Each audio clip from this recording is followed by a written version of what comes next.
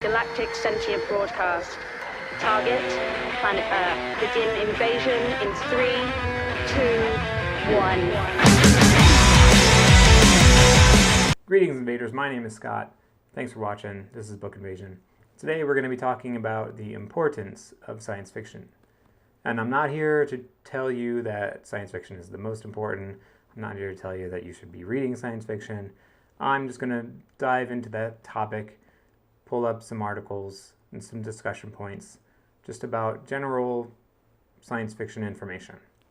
So let's get into it. So the first one is an article that's titled "Imagining the Future: Why Society Needs Science Fiction," and it outlines I think 3 reasons that science fiction is important. So let's talk about these reasons. It says, firstly, by considering worlds that are logically possible, science fiction can be used to explore our place in the universe and consider fundamental philosophical questions about the nature of reality and the mind. Which is why Black Mirror may be so popular. It's because it takes those into a digestible visual format and just kind of spits them back out at you, where these thoughts have shifted a little bit and technology has shifted so that it changes the philosophical nature of society, what you think is right and wrong, and things like that. So secondly, science fiction can inspire more people to become scientists. Edwin Hubble, who provided strong evidence for the Big Bang Theory and was the first person to prove that galaxies exist outside the Milky Way, was inspired to become a scientist after reading Jules Verne's novels. Astronomer and science fiction author Carl Sagan was influenced by Robert A. Heinlein. A theoretical physicist, Michio Kaku, enjoyed the television show Flash Gordon as a child. Which may be true. I read a lot of sci-fi, but I don't think that I would like to be a theoretical physicist and so on and so forth. So I don't know. Maybe if you read a lot of sci-fi as a kid, you want to be in scientists, which I'm sure a lot of scientists have read sci-fi. But I think the balance between that happening and the people who read sci-fi who are not scientists one outweighs the other. Yeah, I kind of agree with that. Kind of not agree. Thirdly, and perhaps most importantly, science fiction is the only genre that depicts how society could function differently. Yes, kind of. Not the only one. This is the first step towards progress, as it allows us to imagine the future we want and consider the ways to work towards it. It also makes us aware of futures we wish to avoid and helps us prevent them. Yeah, I guess so. So when we're talking about future situations and future scenarios in books, sometimes those are more science fiction than not, I suppose. I don't think that I've read a fantasy book who claims that it's taking on the future. Maybe there are. Would that be science fiction slash fantasy? I don't know. Like things like, I mentioned it before, like The Handmaid's Tale. It's considered science fiction because, yeah, it talks about a future society that may we want to avoid, and how to manage that. So if you know of other, I guess, books that are not considered science fiction that imagines a future that's different than our own, then let me know.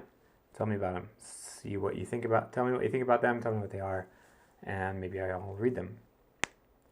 But overall, the appeal for science fiction for me is that exploration, is to explore how society would function differently, and either ways to work towards it or ways to work to avoid it. That's kind of the kind of pieces that I like. As well as considering the effects of current and developing technology, science fiction can help address long-term problems such as global warming, space exploration, time travel, teleportation, genetic engineering of humans, communication with aliens, simulated realities, intelligent robots, and will be better prepared to deal with these and other potential dilemmas if we already have thought about them. Yes, which is true. If you think about these situations and the problems that they may cause, and you explore those and you do some scientific studies on them, whether it's for a fiction book or non-fiction book, you get those thoughts and those scenarios locked in your head so that when the time comes, you're prepared. Take charge and will take care of any of the problems that come up, just like out of a science fiction book. So here's a quote from Isaac Asimov, who summarized the importance of science fiction in 1978. It is change, continuing change, inevitable change, that is the dominant factor in society today. No sensible decision can be made any longer without taking into account not only the world as it is, but the world as it will be. Science fiction writers foresee the inevitable, and although problems and catastrophes may be inevitable, solutions are not. Individual science fiction stories may seem as trivial as ever to the blinder critics and philosophers of today, but the core of science fiction, its essence, has become crucial to our salvation if we are to be saved at all. Bravo, Isaac. Good work. Yeah, I mean, people, I think we talked about earlier, the stigma against science fiction, it's all for nerds and people make fun of it. However, the ideas that science fiction kind of puts into our head are these ideas that we may be able to save ourselves from the innovators and the multi-billion-dollar corporations who are pushing it a little bit too far. You would think that the people who head up these corporations would be more versed in reading science fiction, but I imagine it's sometimes I think about the people who invent these things, whatever it is. But the people at Boston Dynamics making friggin' robots that can open doors. And I imagine that they're big science fiction fans and readers, possibly. You know, it goes back to the Jurassic Park quote. Scientists were so preoccupied with whether or not they could, they didn't stop to think if they should. That's just a perfect kind of summary of innovation as a whole. Like, you are too busy occupied, oh, can we do this? Can we do this? But wait, should we do that? Is that going to cause problems? I don't think anybody's there asking those questions. It's just more stakes are high, funding is high, you got to get the money and the funding to do your research. That was just a good quote.